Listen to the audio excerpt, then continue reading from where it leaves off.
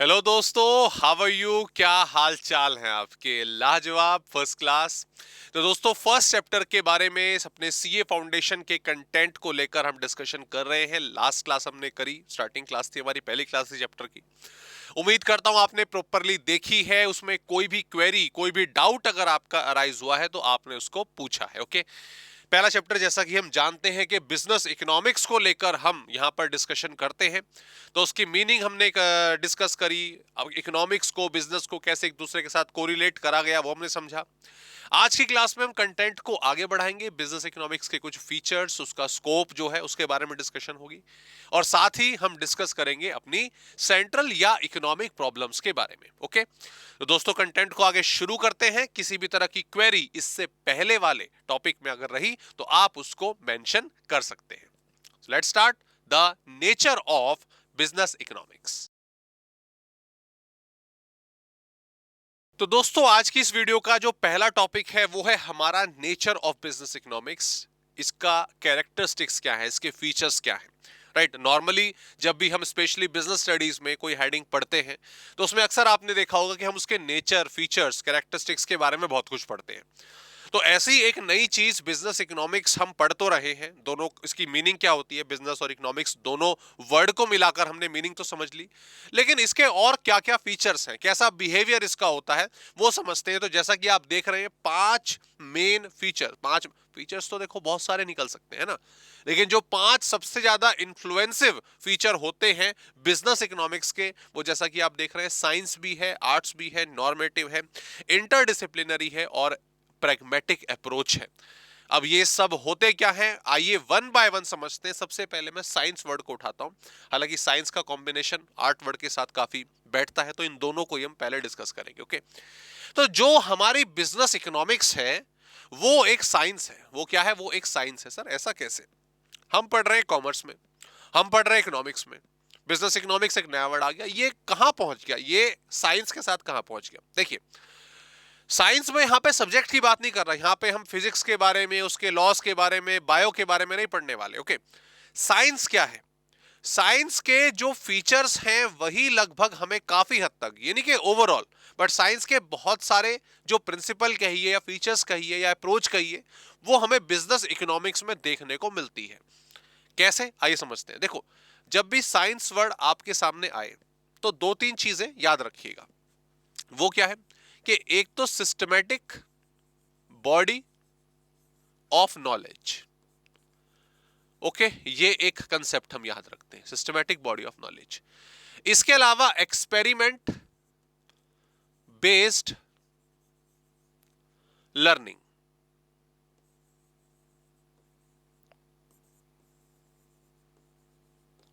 Right, experiment based learning. और उसके बाद यूनिवर्सल एप्लीकेबिलिटी। इन तीन पॉइंट को याद रखो। ठीक है, इन तीन पॉइंट को याद रखो। कई बार इसको याद रखने का एक सिंपल सा तरीका मैं बताता हूं। वो ये होता है कि हम जो है, जैसे साइंस की बात करें तो सर फिजिक्स, केमिस्ट्री और आपका बायो, ये तीन मेन सब्जेक्ट होते हैं साइंस के।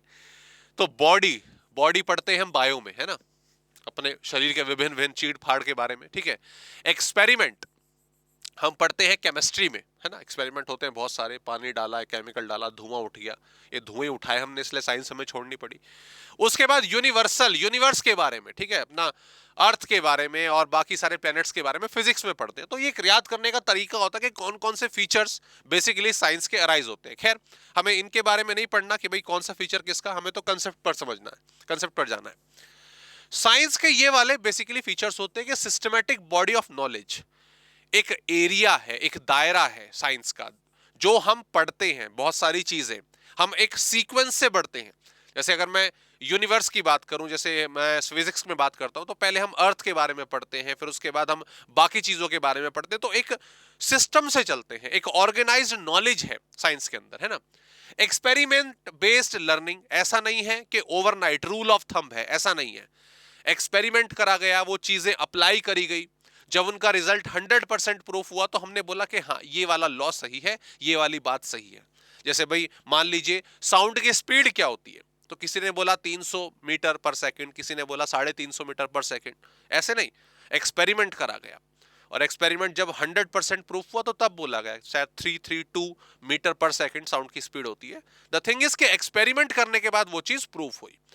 और यूनिवर्सल एप्लीकेबिलिटी हर जगह लगेगा। साइंस का जो लॉजिक है वो हर जगह लगेगा। ये नहीं कि साइंस इंडिया का अलग होगा, यूएसए का अलग होगा, नहीं, वो जो लॉजिक है जो अराइज हुआ है वो हर जगह एप्लीकेबल होगा। अक्सर यही फीचर्स, दोस्तों ये तो हमने साइंस के बारे में बात करी, अक्सर यही सारे फीचर्स हमें साइंस के बिजनेस इकोनॉमिक्स में देखने को मिलते हैं। सर कैसे, जरा समझाइए। देखो, सिस्टमैटिक बॉडी ऑफ नॉलेज, ऐसा नहीं है कहीं से कुछ भी उठाया और पढ़ लिया। आपका जो सिलेबस है बिजनेस इकोनॉमिक्स का एक प्रॉपर सीक्वेंस में है, जिसमें आप इंट्रोडक्शन के बारे में पढ़ रहे हो, फिर कंज्यूमर बिहेवियर के बारे में पढ़ोगे, डिमांड सप्लाई के बारे में पढ़ोगे, प्रोडक्शन कॉस्ट मार्केट होगा। तो ये एक सिलेबस है, ये एक सब्जेक्ट है, ये सिस्टमैटिक वे में डिजाइन करा गया है और आपको इसको पढ़ना है। तो that is the feature of business economics related to the science. जो साइंस का एक फीचर है वो आपको यहां देखने को मिलता है। साथ ही एक्सपेरिमेंट बेस्ड लर्निंग। ओके, जब मैं कहता हूं, जब मैं आपसे कह रहा हूं कि जो बिजनेस इकोनॉमिक्स है वो बेसिकली डिसीजंस से रिलेटेड है ना, जो टॉप लेवल मैनेजमेंट है वो बिजनेस के लिए क्या डिसीजन मेकिंग करती है, क्या पॉलिसी बनाती है। ओके, अब ऑब्वियसली यहां पर ऐसा तो नहीं हुआ ना कि रात को किसी को सपना आया कि भाई बिजनेस इकोनॉमिक्स में डिसीजन मेकिंग होनी चाहिए, सुबह उठा और उसने बोल दिया और उस चीज को सच मान लिया गया। नहीं, रेगुलर बेसिस पर डिसीजन मेकिंग लेकर टॉप लेवल मैनेजमेंट ने ये लॉ अप्लाई करा कि क्या हमारे डिसीजन लेने से, क्या हमारी पॉलिसीज बनाने से, क्या हमारी स्ट्रेटजीज बनाने से बिजनेस को फायदा होता है। उन्होंने पॉलिसीज बनाई, उन्होंने अप्लाई करी, उनका एग्जीक्यूशन हुआ और पता चला कि हाँ रिजल्ट हमें अच्छे देखने को मिल रहे हैं। तो तब हम कहेंगे, तब एंड में हम कहेंगे कि हाँ business economics basically decision making से रिलेटेड है। तो ओवरनाइट नहीं हुआ है, ये एक्सपेरिमेंट बेस्ड लर्निंग है। कई बारी, कई कंपनीज में, कई इवेंट में इस चीज को अप्लाई करा गया और तब हमने समझा कि हाँ ये बिल्कुल सही तरीका है। And the last is universal applicability. Her company में, छोटी से छोटी कंपनी हो, बड़ी कंपनी हो, एक छोटी ऑर्गेनाइजेशन हो, बड़ी ऑर्गेनाइजेशन हो, बिजनेस इकोनॉमिक्स का रोल हर जगह अप्लाई होगा। एक छोटा सा किराने का स्टोर है, ठीक है, मान लो वहां पर सिर्फ एक ही आदमी, सोल प्रोप्राइटरशिप है, अकेला चलाता है, क्लियर, एक दो उसने अपने वर्कर वगैरह रखे हुए हैं, लेकिन वो अकेला मालिक है। उसको भी बिजनेस इकोनॉमिक्स करनी पड़ती है कि यार ये स्टॉक, ये चावल का स्टॉक खत्म हो रहा है, ये दाल का स्टॉक खत्म हो रहा है, मुझे सामान लाना पड़ेगा, है ना। अब जैसे मान लीजिए किसी, हम जानते हैं कि भाई जैसे नॉर्मली लोग एम्प्लॉयड होते हैं तो उनकी सैलरी 31 को, फर्स्ट को आती है। अब उस टाइम पर वो अपने घर का ज्यादातर शॉपिंग करते हैं, शॉपिंग मतलब स्पेशली ग्रोसरीज। अब ग्रोसरी स्टोर पे पहले हफ्ते में अगर सामान ना मिले तो कस्टमर कहीं और से जाके खरीद लेगा। तो उस किराने की दुकान को ये मैनेज करना पड़ेगा कि भाई उसके पास specially first week of every month में स्टॉक में कमी नहीं होनी चाहिए, अदरवाइज उसकी सेल अफेक्ट हो सकती है, राइट। उससे तो ये ध्यान रखना पड़ता है। That is what business economics apply कर रहा है वो। ऐसे भाई कि भाई त्योहारों का मौसम आने वाला है, भाई दिवाली का मौसम आने वाला है, मुझे दिवाली से रिलेटेड कुछ गिफ्ट हैम्पर्स वगैरह देते हैं ना, वो अपनी शॉप में रखने चाहिए, एक्स्ट्रा सेल हो सकती है, फायदा हो सकता है। ये चीज क्या है, what is this? Yes definitely universal applicability. उस छोटी सी दुकान में बिजनेस इकोनॉमिक्स अप्लाई हो रही है और बड़ी कंपनीज में मुझे आपको समझाने की जरूरत ही नहीं है। एक बड़ी कंपनी है, ऑटोमोबाइल की है, टेलीफोन की है, अरे बाप रे, उनकी तो कितने बड़े बड़े लेवल पे मीटिंग्स बैठती हैं। मैंने शायद लास्ट में भी आपको बताया था कि रिसर्च एंड डेवलपमेंट पे कोई नया प्रोडक्ट जो है कंपनी को लॉन्च करना है, ठीक है, सैमसंग है मोबाइल बनाती है, उन्होंने बोला कि भाई चलो हम, जैसे हमने एग्जांपल लिया था सॉफ्ट ड्रिंक वाला, सैमसंग है मोबाइल बनाती है कि चलो हम कंप्यूटर्स भी बनाएंगे फॉर एग्जांपल। पता नहीं कंप्यूटर शायद उनके आते भी या नहीं आते, बट यार लैपटॉप्स तो आते ही हैं, ठीक है, फॉर एग्जांपल वो नहीं, उन्होंने बोला चलो लैपटॉप की दुनिया में, कंप्यूटर्स की दुनिया में चलते हैं। तो ऐसा नहीं होगा कि भाई बस सुबह उठे और चलो लैपटॉप बनाने शुरू करो। प्रॉपर मीटिंग्स बैठेंगी, प्रॉपर रिसर्च एंड डेवलपमेंट पे पैसा खर्च होगा, तब जाकर हम डिसीजन लेंगे कि लैपटॉप्स बनाने हैं कि नहीं बनाने हैं। तो यूनिवर्सल एप्लीकेबिलिटी बिजनेस इकोनॉमिक्स की डिसीजन मेकिंग उस छोटे से किराने की दुकान में भी अप्लाई होगी, और एक बहुत बड़ी टेलीकॉम कंपनी, या जैसे मैंने बात करी मोबाइल की, सैमसंग की कंपनी, उस पर भी एप्लीकेबल होगी। और तो छोड़ो क्रिकेट के मैच में भी बिजनेस इकोनॉमिक्स है। भाई विराट कोहली जब कप्तान अब नहीं रहे, ठीक है, रोहित शर्मा कैप्टन है, हार्दिक पांड्या कई बार वो कैप्टन बनते हैं, तो ये चीज क्या है, उनका बिजनेस है वो, और उसे वहां पर उन्हें अपनी टीम को जिताना है। तो किस बॉलर से कब बॉलिंग करवानी है, किस बैट्समैन को पहले भेजना है, किसको बाद में भेजना है, सिचुएशन के हिसाब से वहां पर भी इकोनॉमिक्स लगाई जा रही है, राइट। सो इसीलिए आपकी बिजनेस इकोनॉमिक्स हर इवेंट में, हर ऑर्गेनाइजेशन में, हर फर्म में, वो छोटा हो बड़ा हो, अप्लाई होती है। इसीलिए इसको यूनिवर्सल एप्लीकेबिलिटी का नाम दिया जाता है। तो ये दोस्तों वो फीचर्स जो अक्सर हमें साइंस में देखने को मिलते हैं, लेकिन ये एग्जैक्टली बिजनेस इकोनॉमिक्स में भी अप्लाई होती है। तो first nature of business economics is that business economics is also a science. Clear? चलिए आर्ट पे आते हैं। अगला फीचर, सर आर्ट क्या होती है? जब हम बात करें खाली आर्ट वर्क पर डिस्कस करते हैं, तो आर्ट अक्सर जब हम स्कूल में थे तो सर आर्ट में अक्सर हम देखते थे कि हमारा ड्राइंग का क्लास पीरियड लगा करता था। हम अपनी फाइल्स ले जाके जाते थे, अपना ड्राइंग वगैरह करते थे। That is one of the art. साथ ही कुछ आर्ट में हमारे कुछ दोस्त डांसिंग ले लेते थे, कुछ सिंगिंग ले लेते थे, कुछ पोइट्री ले लेते थे, कुछ कई स्कूलों में तो गार्डनिंग वगैरह का भी ऑप्शन है कि आपको थोड़ा कारपेंटिंग गार्डनिंग वगैरह करनी है। ओके, तो that is an art. Okay, art क्या है कि आपकी एक डिफरेंट स्किल है, आपकी एक डिफरेंट स्किल है जो आपको दूसरों से अलग बनाती है। कोई क्रिकेट अच्छा खेलता है, कोई फुटबॉल अच्छा खेलता है, कोई गाता अच्छा है, कोई पढ़ाता अच्छा है, वगैरह वगैरह। तो इट इज व्हाट स्किल। तो जब मैं बात करता हूं आपकी आर्ट की, तो ये एक पर्सनल स्किल होती है, राइट। ये एक पर्सनल स्किल होती है, ये एक फीचर होता है आर्ट का। साथ ही ये एक प्रैक्टिकल नॉलेज होती है ना। और साथ ही इसमें क्रिएटिविटी का बहुत ज्यादा इन्वॉल्वमेंट होता है। तो आर्ट में अगर मैं बोलूं, जैसे किसी की ड्राइंग अच्छी है, कोई पेंटिंग बहुत अच्छी करता है, ड्राइंग बड़ा छोटा सा वर्ड लगता है, पेंटिंग बोल देते हैं कि पेंटिंग बहुत अच्छी करता है। तो वो अच्छा मान लीजिए वो पेंटिंग कर रहा है, आपकी हॉबी पेंटिंग है, मान लेते हैं आप पेंटिंग बहुत अच्छी करते हो, लेकिन क्या मैं कर पाता हूं? क्या मेरा दोस्त कर पाता है? क्या आपके दोस्त सारे के सारे ऐसी पेंटिंग कर पाते हैं? नहीं। आप बहुत अच्छी पेंटिंग करते हो, कहते बिल्कुल मजनू भाई जैसी वाली, है ना। सो इस सिचुएशन में ये आपकी पर्सनल स्किल है, that is your personal skill, right. Overnight इतनी खतरनाक ड्राइंग, इतनी खतरनाक पेंटिंग आप करने लग गए, इतनी अच्छी पेंटिंग करने लग गए? नहीं सर, अरे इतने सालों से प्रैक्टिस करते हैं, महीनों महीनों लगे रहते हैं। प्रैक्टिकल नॉलेज, है ना। लगातार आपको नॉलेज हुई किस रंग को किस रंग के साथ मिलाएंगे, किस तरह से शेप देंगे चेहरे को, पहाड़ों को, पेड़ों को, तब जाके वो पेंटिंग तैयार होती है ना। Practical knowledge. And the same is, मैं भी पेंटिंग पर हूं, मैं भी इकोनॉमिक्स में नहीं आया, ठीक है। क्रिएटिविटी, यस, अपनी इमेजिनेशन में जाना और उनको फिर क्या नाम है, एक पेपर पे उतारना। सेम ऐसी पोइट्री में, पोइट्री क्या, इट्स डेफिनेटली क्रिएटिविटी। एक लाइन को लाइन से राइम बैठाना, वर्ड्स को ढूंढना, अच्छे वाले जो सेंटेंस है, सेंटेंस कहते हैं, जो भी कहते हैं, मतलब पैराग्राफ एक पोइट्री में वो लिखना का आसान बात नहीं है।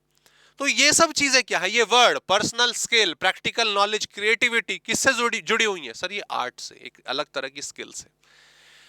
सिमिलरली इसी तरह का बिहेवियर, सिमिलरली इसी तरह के फीचर्स दोस्तों हमें देखने को मिलते हैं हमारे बिजनेस इकोनॉमिक्स में, राइट। देखो, दो कंपनी है या बहुत सारी कंपनी है, वटएवर, मैं बात कर रहा हूं, जैसे मान लीजिए एप्पल एक कंपनी हो गई, ठीक है। टीसीएस, चलो बाहर वाली कंपनी के बारे में डिस्कस, हिंदुस्तानी कंपनियों के बारे में बात करते हैं। टीसीएस है ना आपका, टाटा कंसल्टेंसी सर्विसेज। इन्फोसिस है, ठीक है। विप्रो है और टेक महिंद्रा है, ठीक है। टेक महिंद्रा। अगर आप देखो, मैंने चार कंपनियों के नाम लिखे, मैंने टीसीएस, इन्फोसिस, विप्रो, टेक महिंद्रा का नाम लिखा, और भी बहुत सारी कंपनीज हैं, ठीक है, एचसीएल टेक भी है। ये चारों की चारों जो कंपनीज हैं, ये दोस्तों हमारी आईटी इंडस्ट्री की, काफी हमारे इंडिया में इंफॉर्मेशन टेक्नोलॉजी की काफी बड़ी कंपनीज हैं, चारों की चारों। और भी बहुत है, मैंने चार के नाम लिखे, क्लियर। मुझे ये बताइए कि ये चारों की चारों कंपनियां क्या इक्वल मैनर में परफॉर्म करती हैं? क्या एक को प्रॉफिट होगा तो सबको प्रॉफिट होगा, या एक को लॉस होगा तो सबको लॉस होगा? जो डिसीजन अच्छे साबित हुए टीसीएस के लिए, क्या वही विप्रो के लिए और टेक महिंद्रा के लिए हमेशा एग्जैक्टली सेम पॉसिबल है कि उनके लिए भी काम करेंगे? सर ऑब्वियसली नहीं। इतना तो हम जानते हैं कि अगर बिजनेस की हम बात करें या बिजनेस ऑर्गेनाइजेशन की बात करें, तो हर कंपनी का माहौल, हर कंपनी की डिसीजन मेकिंग, उनका एनवायरनमेंट एक दूसरे से डिफर होता है, और वो उसी रीजन की वजह से डिसीजन अपनी अपने हिसाब से अलग अलग करते हैं। Right, clear? क्यों? क्यों? It is an art.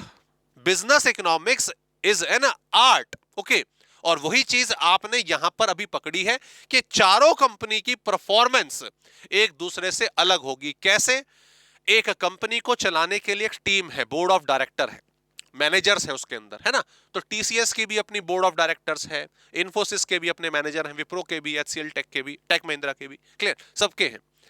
लेकिन ये सभी मैनेजर्स, ये सभी डायरेक्टर्स एक दूसरे से स्किल वाइज अलग अलग हैं। ये इनकी अपनी प्रैक्टिकल नॉलेज अलग अलग हो सकती है, इनकी क्रिएटिविटी, थिंकिंग के मामले में, डिसीजन मेकिंग के मामले में एक दूसरे से अलग अलग हो सकती है। इसीलिए हर कंपनी अलग अलग तरीके से, अलग अलग पहलू से बिहेव करती है, परफॉर्म करती है। राइट? अब एयरलाइंस की बात करते हैं। एयरलाइंस की देखो, टाटा की एयरलाइंस इतनी बढ़िया चल रही है ना? अगर हम बात करें आपका इंडिगो, इंडिया की, मैं इंडियन एग्जांपल दे रहा हूं, इंडिगो बढ़िया चल रही है, लेकिन किंगफिशर नहीं चल पाई, है ना? तो क्यों? क्योंकि आपके मैनेजर्स की स्किल एक दूसरे से डिफरेंट थी।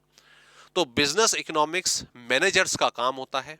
मैनेजर्स अपनी अपनी स्किल के हिसाब से काम करते हैं, इनकी सबकी अपनी नॉलेज, क्रिएटिविटी अलग अलग होती है।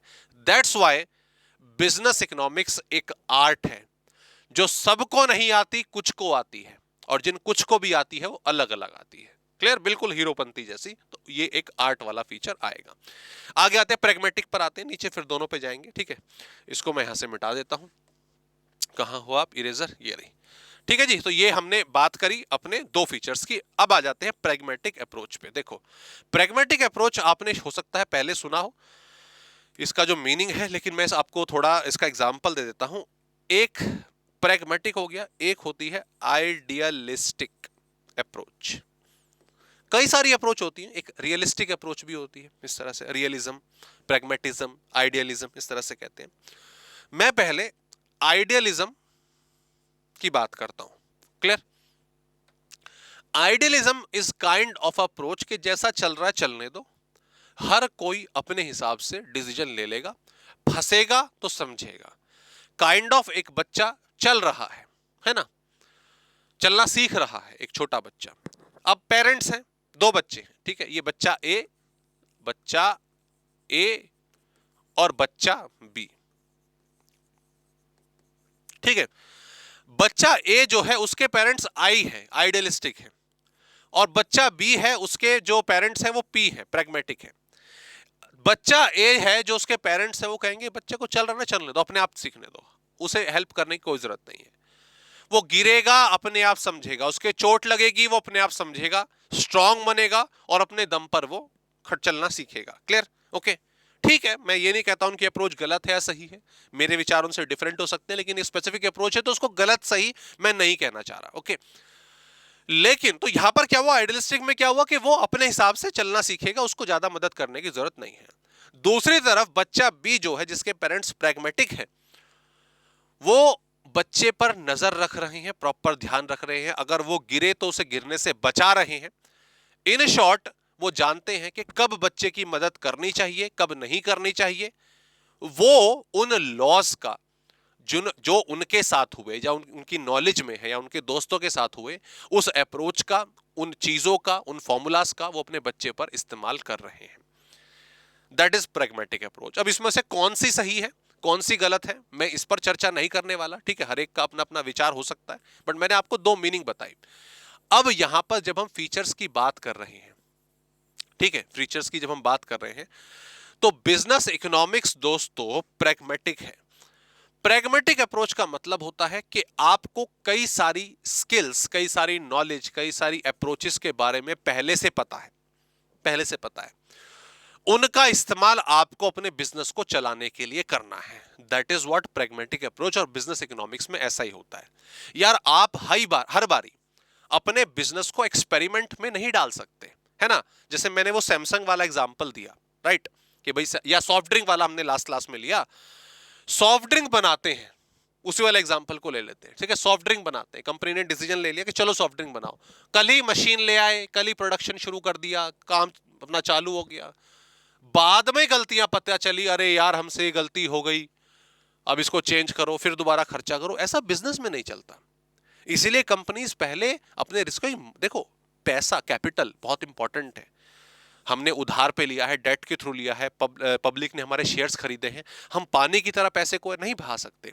सोच समझ के डिसीजन लेना होगा। ये जो सोच समझ के डिसीजन वाली अप्रोच है, इसको प्रैग्मेटिक अप्रोच दोस्तों कहा जाता है, जिसमें अपनी टेक्निक्स को, जिसमें अपनी अपनी स्किल को, नॉलेज के बिहाफ से, पास्ट एक्सपीरियंस के बिहाफ पे अपने बिजनेस में लगाते हैं। ये अपनी ओन थिंकिंग वाला लॉजिक नहीं है, इसमें किसी भी तरह का फर्दर अननेसेसरी एक्सपेरिमेंट नहीं होता, राइट। तो ये बिजनेस इकोनॉमिक्स का बिहेवियर आ गया। इंटरडिसिप्लिनरी नॉर्मेटिव, दो रहेगा, इंटरडिसिप्लिनरी आता हूं, हमारे में क्या आ गया, इकोनॉमिक्स वर्ड आ गया, है ना। सर हमारा पेपर भी इकोनॉमिक्स का है और इकोनॉमिक्स में बिजनेस इकोनॉमिक्स पढ़ रहे हैं, तो बिजनेस इकोनॉमिक्स क्या है सर, ये इकोनॉमिक्स है। हाँ ठीक है, बिजनेस इकोनॉमिक्स इकोनॉमिक्स उसका एक पार्ट है, लेकिन इंटरडिसिप्लिनरी का मतलब है इसमें अकाउंटेंसी का भी यूज होता है, इसमें ऑडिट का भी यूज होता है, इसमें टैक्स भी है, ठीक है। इंटर लेवल पे आप पढ़ेंगे ये, ठीक है, आपसे मुलाकात होगी। एफएमबी है, फाइनेंशियल मैनेजमेंट, इंटर लेवल पे पढ़ेंगे, इसको भी मुलाकात होगी यहाँ पे। इसमें कई सारी साइकोलॉजीज हैं, सोशियोलॉजीज हैं। अरे सर क्या क्या बोल दिया, हाँ जी।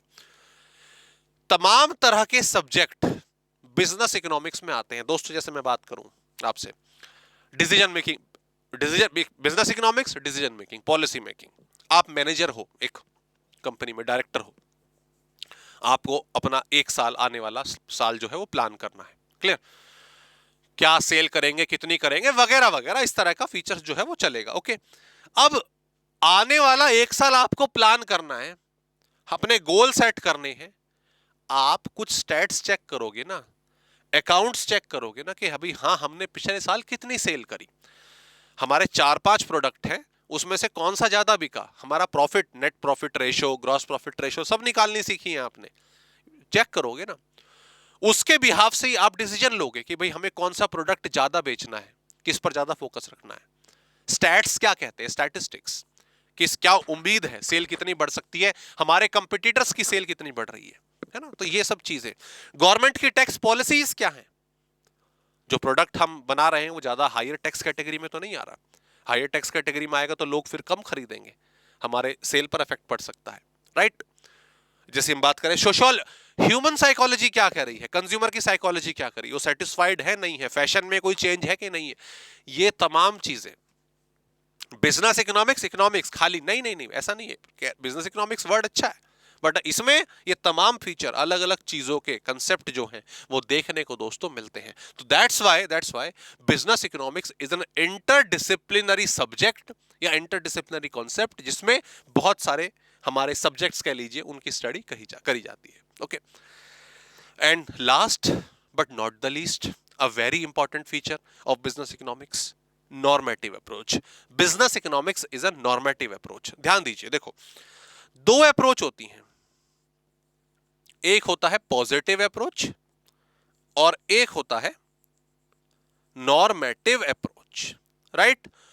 Positive approach, normative approach, clear, समझ आ गई बात। जब मैं पॉजिटिव अप्रोच की बात करता हूं, ये एक तरह से किसी प्रॉब्लम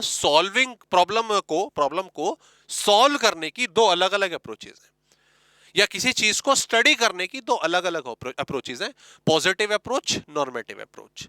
इसको पॉजिटिव इकोनॉमिक्स या नॉर्मेटिव इकोनॉमिक्स भी कहते हैं, पॉजिटिव मेथड, नॉर्मेटिव मेथड भी कहते हैं, पॉजिटिव साइंस, नॉर्मेटिव साइंस भी कहते हैं, अलग अलग नाम है, बट दो वर्ड जो मेन याद रखने, पॉजिटिव, नॉर्मेटिव। पॉजिटिव का मतलब है जैसा है वैसा चलने दो, study of resources as they are, जैसे वो हैं उनकी स्टडी करो, उसमें अपनी तरफ से कोई स्पेशल लॉजिक लगाने की जरूरत नहीं है, उनकी अप्रोच चेंज करने की जरूरत नहीं है, ये पॉजिटिव होता है।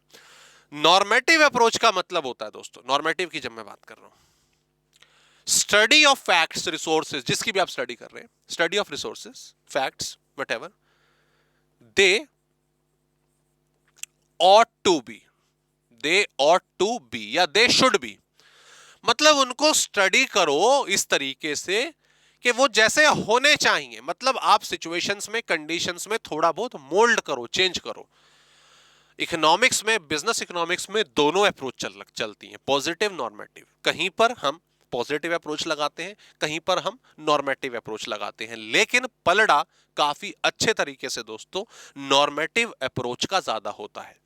जब हम बिजनेस इकोनॉमिक्स में अपने फर्म के लिए, अपनी ऑर्गेनाइजेशन के लिए डिसीजंस ले रहे हैं, तब हमारी कोशिश रहती है कि हम बेस्ट पॉसिबल डिसीजन लें और सिचुएशंस को, कंडीशंस को, रिसोर्सेज को अपने अकॉर्डिंगली एलोकेट करें, अपने अकॉर्डिंगली। सो इसका मतलब क्या हुआ? Resources should be, resources ought to be, resources ऐसे होने चाहिए, ये अप्रोच ऐसी होनी चाहिए। या फिर ऐसा नहीं कि रिसोर्सेज ऐसा है चलने दो, अप्रोच ऐसी है चलने दो, नहीं। हम बेस्ट रिजल्ट चाहते हैं अपने बिजनेस से, तो उसके लिए हमें अपने रिसोर्सेज में, उसके सर्कमस्टांसेस में कुछ ना कुछ चेंज लाना ही पड़ता है। Got the point?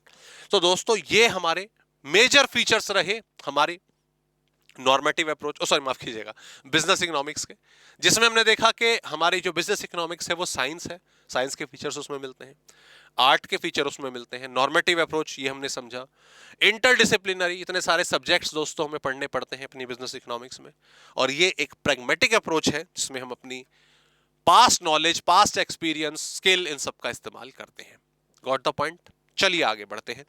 अगला टॉपिक दोस्तों हमारा आ जाता है scope of business economics, operational, environmental. और दोबारा से दोस्तों यहां पर फिर से इस चीज हमारे सामने आ जाती है कि ये बेसिकली माइक्रो लेवल की स्टडी है और ये मैक्रो लेवल की स्टडी है। अरे सर कितनी बार पढ़ लिया हमने माइक्रो मैक्रो, अब तो बिल्कुल याद ही हो गया, अब तो बिल्कुल याद ही हो गया। लास्ट क्लास में 2 बारी हमने इसको लेकर मेजर डिस्कशन करी, राइट?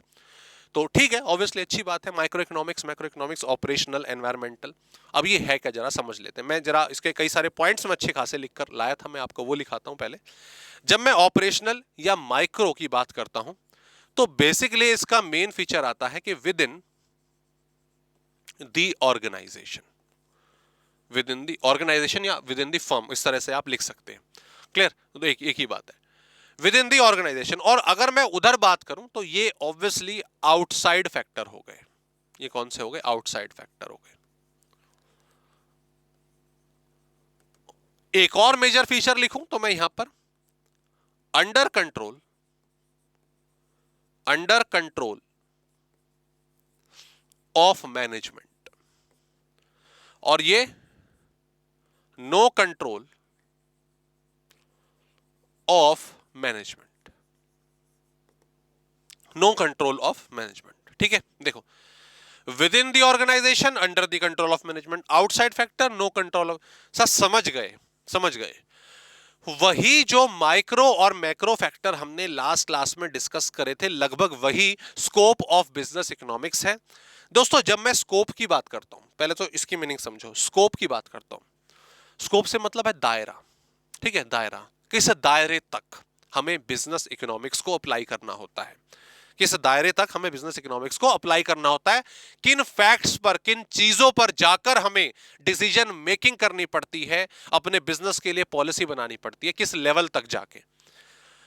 अब मैं जब बोल रहा हूं operational, within the organisation या अंडर कंट्रोल, एनवायरमेंटल बोल रहा हूं आउटसाइड, नो कंट्रोल, राइट? तो इसका मतलब यह मत समझ लीजिएगा कि बिजनेस इकोनॉमिक्स का दायरा सिर्फ ऑपरेशनल या माइक्रो लेवल पर है, क्योंकि सर यहां पर तो नो कंट्रोल आ गया ना। नहीं, देखो ऐसा नहीं है। यहां पर ठीक है ऑर्गेनाइजेशन का कंट्रोल, मैनेजमेंट का कंट्रोल है, यहां पर नहीं है। बट इसका मतलब यह नहीं है कि जब हम डिसीजन मेकिंग करते हैं एक बिजनेस के लिए, अपनी ऑर्गेनाइजेशन के लिए, तो उसमें एनवायरमेंटल या मैक्रो का कोई फैक्टर नहीं होता। ऐसा नहीं है, ऐसा नहीं है। यहां पर होता क्या है, यहां पर होता क्या है, जब मैं ऑपरेशनल या माइक्रो फैक्टर के अकॉर्डिंग डिसीजन लूंगा तो मैं डिसीजन पहले लूंगा और फिर ये मेरे हिसाब से चलेंगे, राइट? लेकिन एनवायरमेंटल में जो सिचुएशन होगी उसके हिसाब से मैं डिसीजन लूंगा। क्लियर? दोनों में डिफरेंस है, दोनों में अपना फर्क नजर आता है। पर ऐसा नहीं है कि ये कंट्रोल है तो बिजनेस इकोनॉमिक्स यहीं तक होगी, बिजनेस इकोनॉमिक्स यहां तक भी होती है। कैसे? जैसे मैं एग्जांपल लूं यहां पे, अगर मैं within the organisation under the control, तो कई सारे पॉइंट इसमें आ गए हमारे। क्या? कि हमें सीधी सी बात है अपने बिजनेस का साइज क्या लेकर रखना है, मतलब छोटे लेवल पे ही रखें हम, बड़ा उसको एक्सपेंड करें या नहीं करें। हमें अपने प्रोडक्ट की जो वैरायटी है, प्रोडक्ट की जो डिसीजन मेकिंग है, मतलब मान लो अभी हम जैसे फॉर एग्जांपल एक प्रोडक्ट बना रहे हैं, ठीक है, तो उसमें अब 2 बनाए, 3 बनाए, 4 बनाए, वो डिसीजन हम ले सकते हैं, ठीक है। ऐसे ही अगर मैं बात करूं टेक्नोलॉजी, हमें कौन सी यूज करनी है, बिल्कुल एडवांस यूज करनी है या जो आपका मॉडरेट टेक्नोलॉजी है वो इस्तेमाल करनी है, हमें लेबर से ज्यादा काम करवाना है, मशीन से ज्यादा काम करवाना है, ये decision these are under the control of management. Clear? और इसके अगर मैं बात करूं इसके अंदर हमें क्या क्या चीजें पढ़नी पड़ती हैं, तो दोस्तों जो आपका माइक्रो इकोनॉमिक्स का सिलेबस है, जो हमारा बिजनेस इकोनॉमिक्स का लगभग 80% सिलेबस है, वो यही है। इसमें हम देखते हैं कि हमारे प्रोडक्ट के हिसाब से मार्केट में डिमांड सप्लाई का क्या एनालिसिस है, हमारा जो खर्चा है, प्रोडक्शन है, उसका बिहेवियर क्या है, कॉस्ट खर्चा यहां पर आएगा, हम किस मार्केट में ऑपरेट कर रहे हैं, है ना, परफेक्ट कंपटीशन, मोनोपोली, सिलेबस है हमारा।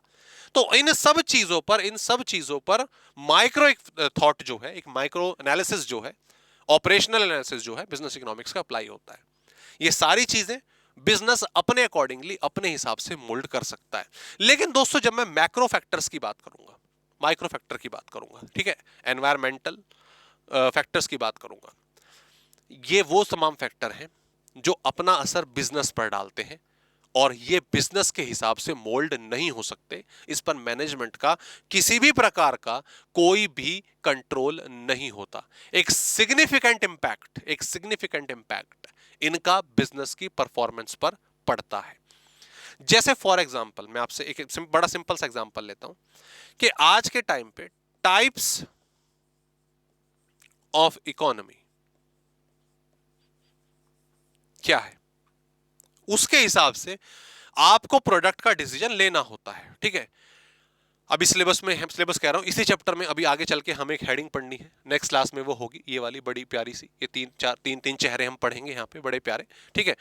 ये क्या है? ये हमारा टाइप्स ऑफ इकोनॉमी है, ठीक है। तो ये टाइप ऑफ इकोनॉमी क्या है? ये कैपिटलिस्ट है, ये सोशलिस्ट है, और ये हमारे स्मार्ट से मिक्स्ड इकोनॉमी है, ओके। अब यहां पर ये अप्रोचेस क्या होती है? कैपिटलिस्ट में प्राइवेट सेक्टर का इन्फ्लुएंस रहता है, सोशलिस्ट में गवर्नमेंट कंट्रोल करती है, मिक्स में दोनों मिलजुल के काम करते हैं।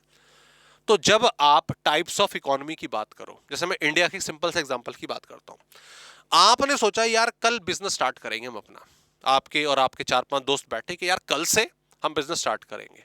क्लियर? अच्छा चलो ठीक है, करेंगे। किस चीज का बिजनेस स्टार्ट करेंगे? हम अपनी ट्रेन चलाएंगे।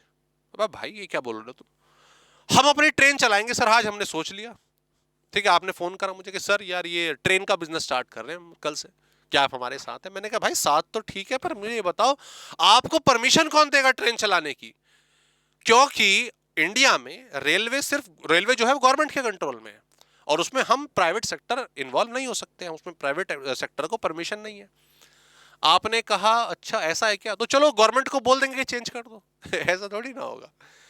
यहां पर ये गवर्नमेंट एक अकेले बिजनेस के लिए कि भाई ठीक है भाई आपके इरादे बुलंद हैं, आप बहुत अच्छे तरीके से मैनेज करोगे वटेवर, लेकिन एक बिजनेस, एक स्पेसिफिक बिजनेस पर्सन के लिए वो पॉलिसी थोड़ी ना चेंज हो जाएगी, राइट? वो पॉलिसी तो बनी रहेगी ना। ऐसी सोशलिस्ट इकोनॉमी में मोस्टली जो कंट्रोल है वो गवर्नमेंट के हाथ में होता है। अब गवर्नमेंट जिस प्रोडक्ट को बना रही है, तुम बना के दिखाओ जरा, माना तुम्हें नॉलेज है, तुम बना के दिखाओ, तुरंत जेल में जाओगे, अलाउड ही नहीं है। तो टाइप्स ऑफ इकोनॉमी के हिसाब से आपको अपने बिजनेस के डिसीजन लेने पड़ते हैं। ऐसे ही स्टेज ऑफ बिजनेस साइकिल, ये एक अच्छा चैप्टर होगा हमारा आगे चल के, business cycle, stage of business cycle. अभी इकोनॉमी बूम कर रही है या रिसेशन में है, डिप्रेशन में है, अभी एक इकोनॉमी मान लो डिप्रेशन में है, रिसेशन में है, डिमांड कम हो रही है, लोगों के पास पैसे कम हो रहे हैं, नौकरियां जा रही हैं। इस टाइम पर आप कहोगे हम अपना प्रोडक्शन बढ़ाएंगे, अरे हम पलट देंगे अर्थव्यवस्था, अरे ऐसे कैसे भाई?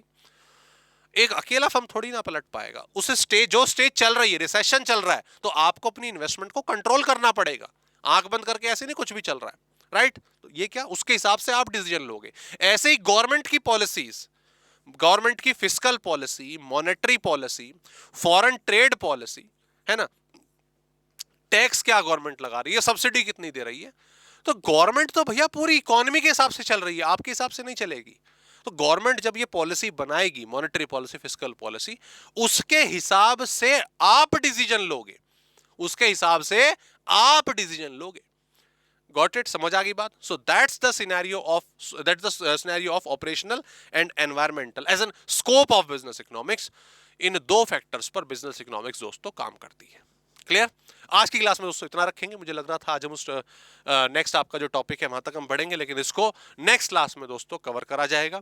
उम्मीद करता हूं दोनों हेडिंग प्रॉपरली अच्छे तरीके से समझ आई। हमने बात करी किसकी, आपके नेचर की, बिजनेस इकोनॉमिक्स के, और हमने बात करी स्कोप की। ओके, तो प्लीज इस कंटेंट को कवर करें। कोई क्वेरी, कोई डाउट आपके सामने आता है तो पूछिए। बाकी क्लास से रिलेटेड अगर कोई भी इंफॉर्मेशन है तो आप दिए गए नंबर्स पर दोस्तों कोऑर्डिनेट कर सकते हैं। ओके, मिलते हैं आपसे नेक्स्ट क्लास में नेक्स्ट टॉपिक के साथ। तब तक अपना ध्यान रखिए, प्लीज टेक केयर। हेलो बच्चों, कैसे हैं आप? मैं CA संतोष कुमार।